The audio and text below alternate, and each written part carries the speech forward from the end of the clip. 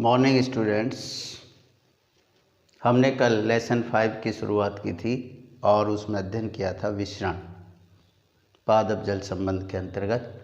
और उसमें मैंने बताया था कि विसरण क्या है। उच्च सांद्रता से निम्न सांद्रता की ओर पदार्थों का जो गमन है वही क्या कहलाता है बेटा, विसरण कहलाता है। आज हम विसरण का प्रभाव आगे बढ़ाते हुए विसरण के प्रभाव क्या है।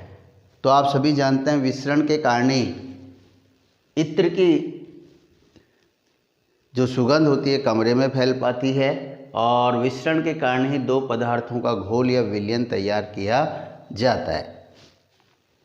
अब देखो बेटा, विसरण को प्रभावित करने वाले कारक कौन कौन से हैं। तो देखो, विसरण को ताप, दाब, माध्यम और घनत्व प्रभावित करते हैं। देखिए बेटा, ताप विसरण की दर ताप के समानुपाती होती है, अर्थात ताप बढ़ने पर विसरण की दर भी बढ़ती है।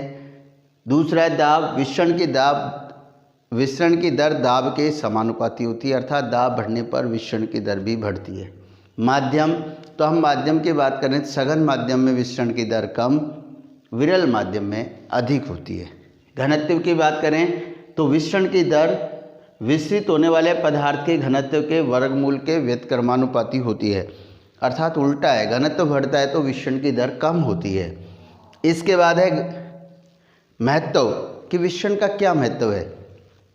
देखिए बेटा, विसरण के कारण ही पादपों में जल एवं खनिज लवणों का क्या होता है बेटा, अवशोषण होता है। विसरण के द्वारा ही प्रकाश संश्लेषण और श्वसन में गैसों का आदान प्रदान होता है। विसरण के द्वारा ही खाद्य पदार्थों का परिवहन होता है पादपों में, और पादपों में पराशरण और अंतः शोषण की क्रिया भी विसरण पर आधारित है। तो विसरण एक इम्पोर्टेंट टॉपिक है। आज हमने अध्ययन किया विसरण क्या है। तो उच्च सांद्रता से निम्न सांद्रता की ओर पदार्थों का जो गमन होता है उसे ही हम विसरण कहते हैं। अब देखो बेटा, विसरण का प्रभाव क्या है। तो विसरण के कारण ही कमरे के अंदर आपने देखा होगा इत्र की सुगंध फैल पाती है। विसरण के कारण ही दो पदार्थों के घोल या विलयन तैयार किए जा सकते हैं। इसको प्रभावित करने वाले कारक कौन कौन से, ताप, दाब, माध्यम और घनत्व। ताप, दाब और माध्यम के ये समानुपाती होती है, अर्थात ये विरल माध्यम में इसकी दर अधिक, सघन में कम, और ताप और दाब के ये समानुपाती होती है, अर्थात ताप और दाब बढ़ने पर विसरण की दर बढ़ती है और कम होने पर कम होती है। और घनत्व के उल्टा होता है, व्युत्क्रमानुपाती होती है, अर्थात घनत्व बढ़ेगा तो विसरण की दर कम होती है। यदि हम महत्व की बात करें तो विसरण के द्वारा ही पादपों में जल एवं खनिज लवणों का अवशोषण होता है। विसरण के द्वारा ही प्रकाश संश्लेषण में गैसों का आदान प्रदान होता है। विसरण के द्वारा ही पादपों में खाद्य पदार्थों का क्या होता है बेटा, परिवहन होता है।